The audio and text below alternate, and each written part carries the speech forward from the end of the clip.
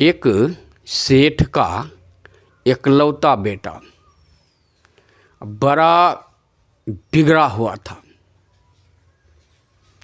पिता के भी बात को नहीं माने, क्योंकि उसके बाप के पास तो बहुत धन था। ऐसे बहुत ही होते हैं युवक,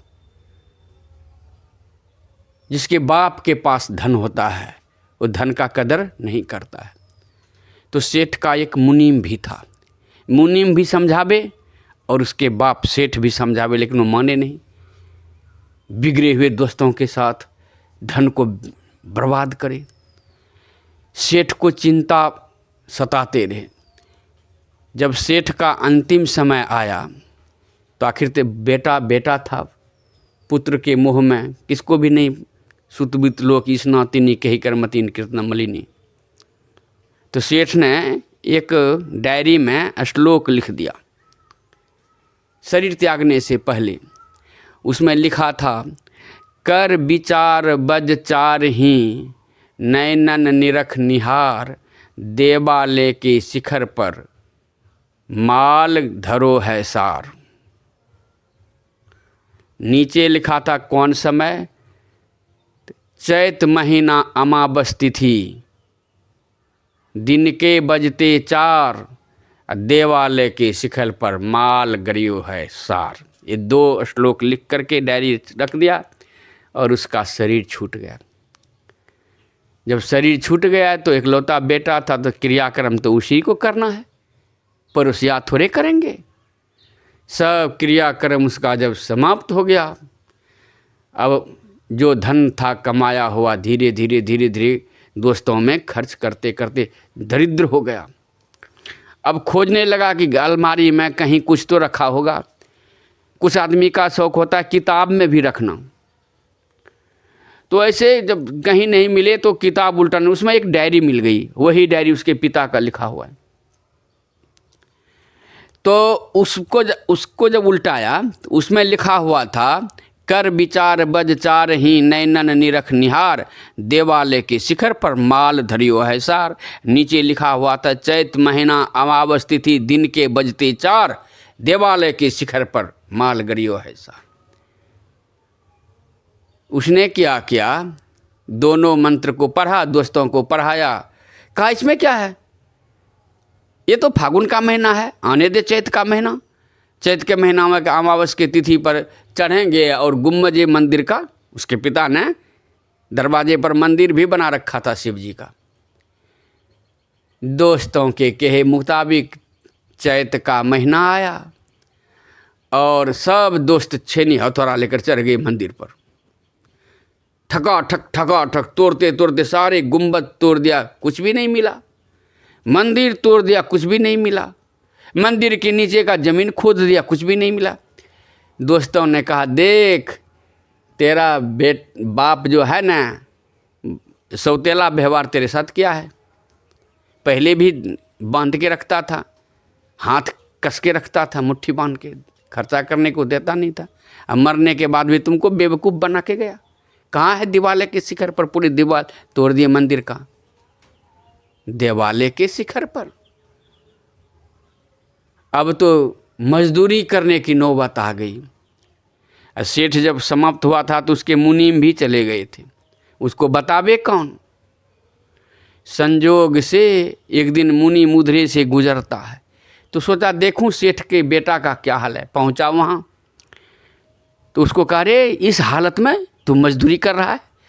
कहा, मुनीम जी आप तो मेरे पिताजी के ज़माने के मुनीम हैं, मेरे पिताजी तो बड़े झूठे निकले।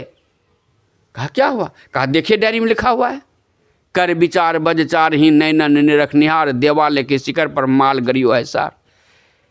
चैत महीना अमावस तिथि, दिन के बजते चार, देवालय के शिखर पर माल धरियो है सार। तो मैं चैत महीना के अमावस तिथि को सब दोस्तों के साथ चढ़ करके देवालय का गुंबज तोड़ा, कुछ भी नहीं, पूरा मंदिर तोड़ दिया, कुछ भी नहीं मिला। तो मेरे पिता जो झूठे ने लिखा था। मुंशी जी तो बड़े जोर से ठहाका मार कर हंसे। कहा, रे तू इस मंत्र का अर्थ नहीं समझा, ये जो डायरी में लिखा हुआ है ना, इसके अर्थ को नहीं समझा। ऐसा कर, तुम्हारे ही पिताजी का तनख्वाह ले करके मैंने रखा है, मैं उसी पैसा से मंदिर बनवाता हूँ और तब मैं माल निकाल के दूंगा, उससे तू हमको दे देना जो मेरा पैसा खर्चा। कहा मुनीम जी मैं दे दूंगा। मुनीम ने अपना पैसा खर्चा करके उसी जगह दीवार खड़ा किया, मंदिर बनाया, उतना ही ऊंचा, ठीक उसी तरह का। अगले साल चैत की महीना की अमावस तिथि आई, दिन के बजते 4, तो गुम्बज का जहाँ छाया पड़ता था, कहा वहाँ पर खोद। जब वहाँ खोदा तो आश्चर्य का ठिकाना न रहा, सोना चांदी हीरे जवाहरात अशरफियाँ गिन्नी सब रखा हुआ था। कहा मैं तो मालो माल हो गया, मुझको तो पता नहीं था कि डायरी में जो लिखा हुआ है स्लोगन, ये मंत्र, इसका अर्थ क्या है। मैंने बर्बाद कर दिया धन को। अहो, आज ये मुनीम जी नहीं मिलते तो मैं तो दरिद्र ही रह जाता। उसी प्रकार से हमारे पूर्वजों ने जो डायरी लिख करके छोड़ दिया है, अर्थात धर्म ग्रंथ, उसके अर्थ को तो हम समझते नहीं हैं।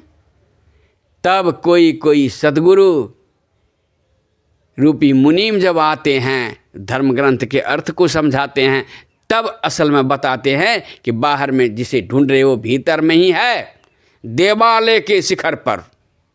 देवालय का शिखर मतलब इस शरीर को देवालय कहा है। देहं विष्णुवाल्यं प्रोक्तं but is temple of the God.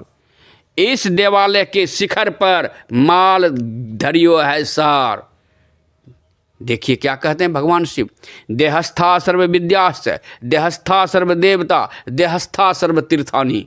लेकिन वही मुनीम, बिना मुनीम के तो पता नहीं लगा धन का। वही गुरु वाक्यन लभ्यते। तो जीवन में धर्म ग्रंथ का महत्व तब होगा जब हम लोग सत्संग करेंगे और सद्गुरु के पास जाएंगे। तब जो हमारे पूर्वज जो धरोहर के रूप में हमें सदग्रंथ दे गए हैं, वेद पुराण उपनिषद दे गए हैं, उसके अर्थ को सही सही समझ पाएंगे। इसीलिए तो महोपनिषद के ऋषि कहते हैं भारो अविवेकी न शास्त्रं भारो ज्ञानं चरागिन। अविवेकी कहने का मतलब क्या हुआ, जो आप लोगों ने आज पाठ में सुना, भारो अविवेकी न शास्त्रम। इसका अर्थ क्या निकला? इसका अर्थ निकलता है कि जिसको विवेक नहीं है, और विवेक की प्राप्ति होती है सत्संग से, बिनु सत्संग विवेक न होई।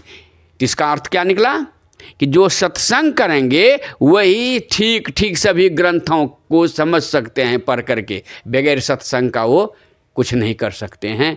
इसलिए जीवन में सत्संग की बड़ी आवश्यकता है।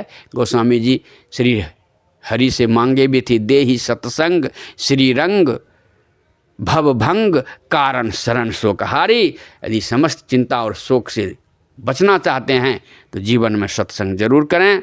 आप सबों की कल्याण की कामना करते हुए श्री सद्गुरु महाराज की जय।